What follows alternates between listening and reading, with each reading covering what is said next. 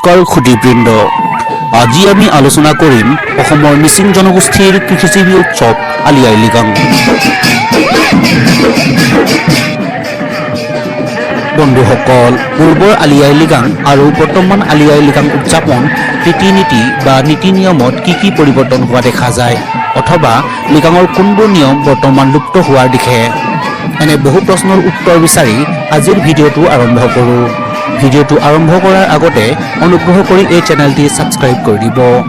আৰু আজি প্ৰশ্নৰ শিতানত থকা প্ৰশ্নটো হ'ল, পূৰ্বতে মিচিং বাহনে কেবাঙক কি নামেৰে নামাকৰণ কৰা হৈছিল? আৰু উত্তৰটো তলৰ কমেণ্টত টাইপ কৰি জনাব। আলি আই লৃগাং। আলি আই লৃগাং এই বসন্ত উৎসৱটি প্ৰতি বছৰে ফাগুন মাহৰ প্ৰথম বুধবাৰটোত পালন কৰা হয়। প্ৰথম অৱস্থাত ফাগুন, চ'ত বা বহাগ মাহৰ কোনোবা এটা দিনত এই উৎসৱ পালন কৰিছিল। যদি 1956 চনৰ মিচিংসকলৰ বৃহত্তম আৰ্থ-সামাজিক অনুষ্ঠান বানে কেবাঙৰ সিদ্ধান্ত মৰ্মে ফাগুন মাহৰ প্ৰথম বুধবাৰে এই উৎসৱটো পালন কৰি আহিছে। মিচিং ভাষাত আলি মানে শস্যৰ বীজ, আই মানে ফল আৰু লৃগাং মানে সিঁচিবলৈ আৰম্ভ কৰা, অৰ্থাৎ আলি আই লৃগাং মানে শস্য সিঁচাৰ প্ৰথম দিন। পূৰ্বতে আলি আই লৃগাং উৎসৱ 5 দিনীয়াকৈ পালন কৰা হৈছিল। প্ৰথম দিনা ৰীতি নীতি অনুসৰি শস্য সিঁচা হয়। পথাৰৰ পূব দিশৰ এটা কোণৰ প্ৰায় 3 বা 4 ফুট বহল আৰু 3 বা 4 ফুট দীঘল ঠাই টুকুৰা চাফ চিকুণ কৰা হয়। পুৱাতে ঘৰৰ গৃহস্থই এদিনত লৃগাঙৰ বাবে লাগতিয়াল বস্তু যেনে বৰ আপং, পুৰাং, আদা, আহু ধানৰ বীজ, কপাহ, তিৰ, কপাহী সূতা, কাঠ আলু, পাতত দিয়া মাছ, চাকি, তেল আদি ভৰাই পথাৰলৈ যায়। যোৱাৰ পূৰ্বে জুহালত নিৰ্দিষ্ট নিয়মেৰে গৃহৰক্ষক ডাঙৰীয়া পূৰ্বপুৰুষসকলক সাক্ষী হিচাপে লৈ শস্য সিঁচাৰ শুভ কাৰ্যত সফলতাৰ আশীষ কামনা কৰে। খেতি পথাৰত নিৰ্দিষ্ট ঠাইডোখৰত মেগেলা বা পীৰ গছবোৰ পুতি দিয়া হয় আৰু কপাহী সূতাৰে মেৰিয়াই তৈয়াৰ কৰা বেদীত চাকি-গছি জ্বলাই পুৰাং, আপং, মাছ আদি খাদ্য সামগ্ৰীবোৰ আগবঢ়াই দিয়ে। তাৰ পাছত সোঁহাতত আহু ধানৰ সঁচ এমুঠি লৈ কৃষকজনে পূৰ্বপুৰুষ চেদি মেল, আৰাধ্য দেৱ-দেৱী, দনি পল, কাচিং কাৰ্তাকক সাক্ষী কৰি ধৰিত্ৰীৰ শস্য শ্যামলা হোৱাৰ কামনাৰে প্ৰাৰ্থনা জনাই বীজ সিঁচে। এই উৎসৱৰ প্ৰায় 15-20 দিনৰ আগতে কিৰোগ অৰ্থাৎ সমূহীয়াকৈ গাঁৱৰ ৰাইজে চিকাৰ কৰি অনা মাংস শুকুৱাই সেই বিশেষ দিনটোৰ বাবে সংৰক্ষণ কৰি ৰখাৰ নিয়ম আছিল। অৱশ্যে বহুতো কাৰণত এই চিকাৰৰ নিয়ম বৰ্তমান লুপ্ত হ'ল। ইয়াৰ উপৰিও আপং আৰু পুৰাং আপিন প্ৰস্তুতৰ বাবে লাগতিয়াল সামগ্ৰীসমূহ যোগাৰ কৰে। লগতে ৰাইজে মিলি নদী, বিল আদিত মাছ মাৰি শুকান কৰি লয়। আৰু লৃগাঙৰ দিনা মচান খোৱাটো মিচিংসকলৰ পৰম্পৰা নীতি। বয়ন শিল্পত মিচিং তিৰোতাসকল অতি পাকৈত। লৃগাং উৎসৱত পিন্ধিব পৰাকৈ ছোৱালীবোৰে মোহনীয় প্ৰকৃতিৰ গামিকেৰে মচাং এগে ৰিবি গাছেং, গেৰ, ডুমৰ বা মনৰ আপোনজনক মৰমৰ উপহাৰ দিবৰ বাবে ৰংচঙীয়া নিবুগালুক আদি সাজি উলিয়াবলৈ চেষ্টা কৰে। আলি আই লৃগাঙৰ দিনা মাংগলিক প্ৰথাৰে প্ৰত্যেক ঘৰৰ মুখীয়াজনে লিগত সম্পাদন কৰে আৰু ভোজ-ভাতৰ পিছত ল'ৰা, বুঢ়া, ডেকা, গাভৰু সকলোৱে উলহ মালহেৰে অংশ লোৱা নৃত্যক পাকচ চনাম বা গুণৰাগ বুলি কোৱা হয়। এই উৎসৱত পৰিৱেশন কৰা গীতক লৃগাং নৃত্যম নামেৰে জনা যায়।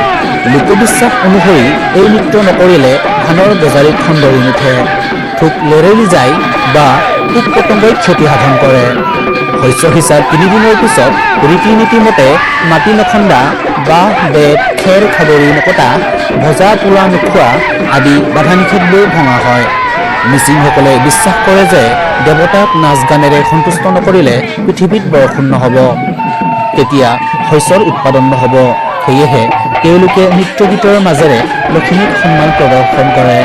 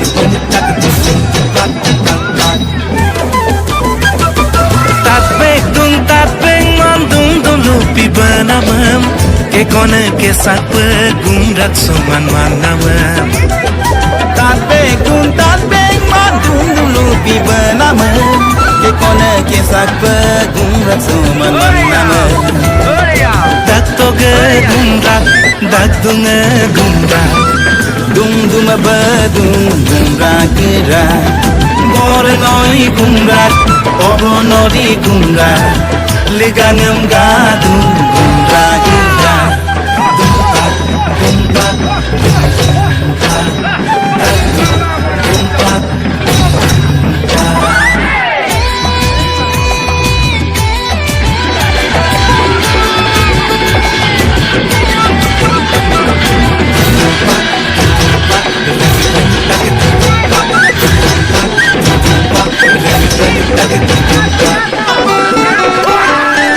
Geramo sang duya missing numbra Kondolung rogadu ya missing ya mea Leti dungap lap duya ligang numbra Merpunge tup sudu ya ligang ya mea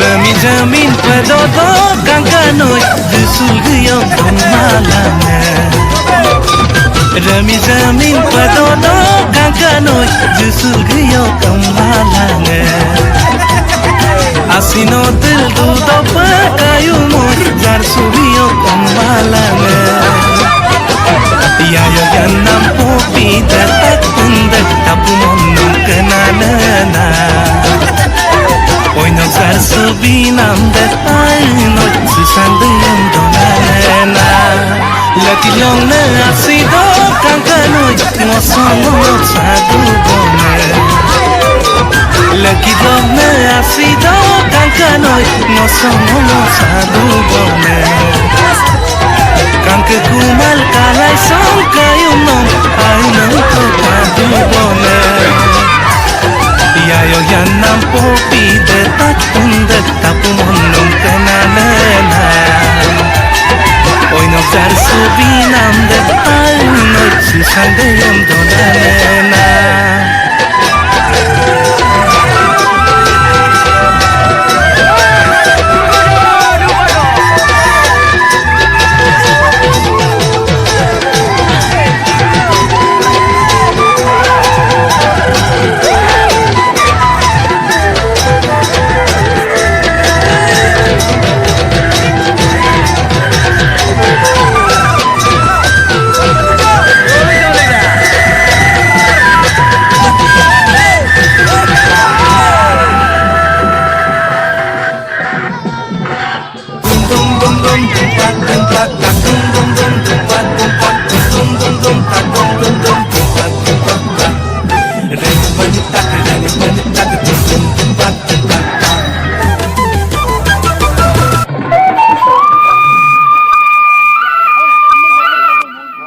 নমস্কাৰ সুধীবৃন্দ, আজি আমি আলোচনা কৰিম অসমৰ মিচিং জনগোষ্ঠীৰ কৃষিজীৱী উৎসৱ আলি আই লৃগাং।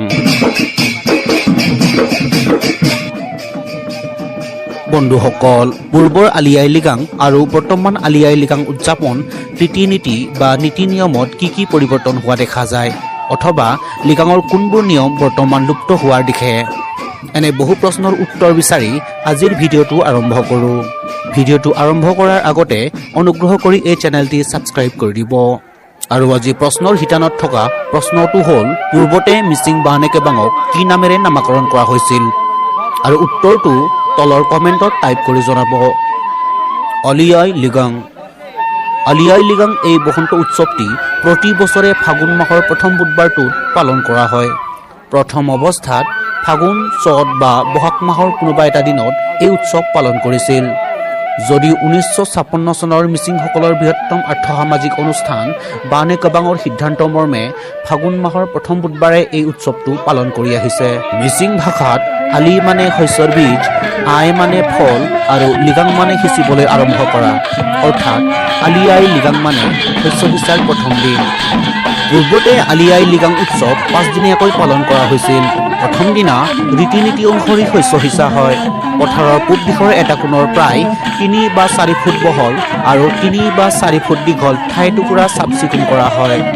পুৱাতে ঘৰৰ গৃহস্থই এদিনত লৃগাঙৰ বাবে লাগতিয়াল বস্তু যেনে বৰ আপং, পুৰাং, আদা, আহু ধানৰ বীজ, কপাহ, তিৰ, কপাহী সূতা, কাঠ আলু, পাতত দিয়া মাছ, চাকি, তেল আদি ভৰাই পথাৰলৈ যায়। যোৱাৰ পূৰ্বে জুহালত নিৰ্দিষ্ট নিয়মেৰে গৃহৰক্ষক ডাঙৰীয়া পূৰ্বপুৰুষসকলক সাক্ষী হিচাপে লৈ শস্য সিঁচাৰ শুভ কাৰ্যত সফলতাৰ আশীষ কামনা কৰে। খেতি পথাৰত নিৰ্দিষ্ট ঠাইডোখৰত মেগেলা বা পীৰ গছবোৰ পুতি দিয়া হয় আৰু কপাহী সূতাৰে মেৰিয়াই তৈয়াৰ কৰা বেদীত চাকি গছি জ্বলাই পুৰাং, আপং, মাছ আদি খাদ্য সামগ্ৰীবোৰ আগবঢ়াই দিয়ে।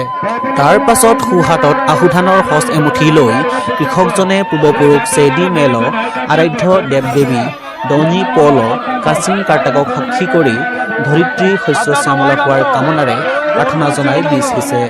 এই উৎসৱৰ প্ৰায় 15-20 দিনৰ আগতে কিৰোক অৰ্থাৎ সমূহীয়াকৈ গাঁৱৰ ৰাইজে চিকাৰ কৰি অনা মাংস শুকুৱাই সেই বিশেষ দিনটোৰ বাবে সংৰক্ষণ কৰি ৰখাৰ নিয়ম আছিল। অৱশ্যে বহুতো কাৰণত এই চিকাৰৰ নিয়ম বৰ্তমান লুপ্ত হ'ল। ইয়াৰ উপৰিও আপং আৰু পুৰাং আপিন প্ৰস্তুতৰ বাবে লাগতিয়াল সামগ্ৰীসমূহ যোগাৰ কৰে। লগতে ৰাইজে মিলি নদী, বিল আদিত মাছ মাৰি শুকান কৰি লয় আৰু লৃগাঙৰ দিনা মচান খোৱাটো মিচিংসকলৰ পৰম্পৰা নীতি। বয়ন শিল্পত মিচিং তিৰোতাসকল অতি পাকৈত। লৃগাং উৎসৱত পিন্ধিব পৰাকৈ ছোৱালীবোৰে মোহনীয় প্ৰকৃতিৰ গামিকেৰে মচাং এগে ৰিবি গাছেং, গেৰ, ডুমৰ বা মনৰ আপোনজনক মৰমৰ উপহাৰ দিবৰ বাবে ৰংচঙীয়া নিবুগালুক আদি সাজি উলিয়াবলৈ চেষ্টা কৰে। আলি আই লৃগাঙৰ দিনা মাংগলিক প্ৰথাৰে প্ৰত্যেক ঘৰৰ মুখীয়ালজনে লিগত সম্পাদন কৰে আৰু ভোজ-ভাতৰ পিছত ল'ৰা, বুঢ়া, ডেকা, গাভৰু সকলোৱে উলহ মালহেৰে অংশ লোৱা নৃত্যক পাকচ নাম বা গুমৰাগ বুলি কোৱা হয়। এই উৎসৱত পৰিৱেশন কৰা গীতক লৃগাং নৃত্যম নামেৰে জনা যায়। লোকবিশ্বাস অনুসৰি এই নৃত্য নকৰিলে ধানৰ গজালিত খন্দৰি নুঠে, থোক লেৰেলি যায় বা পোক পতংগই ক্ষতি সাধন কৰে। শস্য সিঁচাৰ 3 দিনৰ পিছত ৰীতি নীতি মতে মাটি নখন্দা, বাঁহ, বেগ, খেৰ খাগৰি নকটা, ভজা পোৰা নোখোৱা আদি বাধা নিষেধবোৰ ভঙা হয়। মিচিংসকলে বিশ্বাস কৰে যে দেৱতাক নাচ গানেৰে সন্তুষ্ট নকৰিলে পৃথিৱীত বৰষুণ নহ'ব, তেতিয়া শস্যৰ উৎপাদন নহ'ব। সেয়েহে তেওঁলোকে নৃত্য গীতৰ মাজেৰে লখিমীক সন্মান প্ৰদৰ্শন কৰে।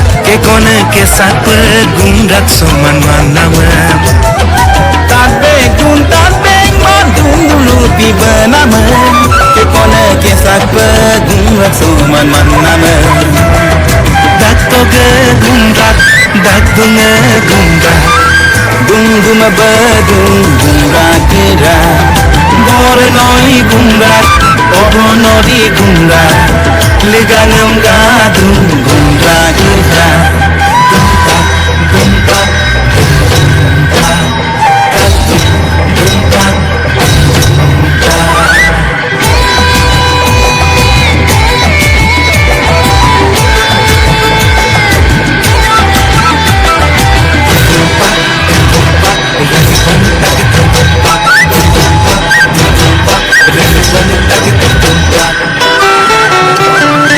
Geramo sang duya missing membura gondolung roga duya missing ya mea